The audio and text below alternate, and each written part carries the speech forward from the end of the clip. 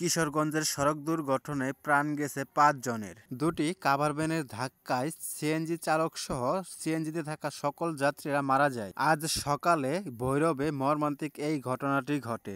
দুজনের পরিচয় পাওয়া গিয়েছে বলে জানিয়েছে পুলিশ। বাকি ৩ জনের পরিচয় শনাক্তে কাজ চলছে বলে জানিয়েছে পুলিশ।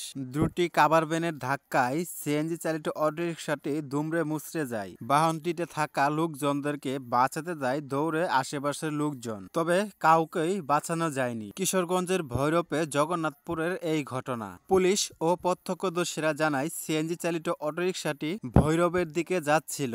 জগন্নাথপুর এলাকায় পৌঁছালে পেছন থেকে একটি কাভার ভ্যান সিএনজিটিকে ধাক্কা দেয়। এ সময় বিপরীত দিক থেকে আসা আরেকটি কাভার ভ্যানের সঙ্গে মুখোমুখি সংঘর্ষ হয়। এতে ঘটনাস্থলেই মারা যায় সিএনজির ৪ যাত্রী এবং সিএনজি চালক।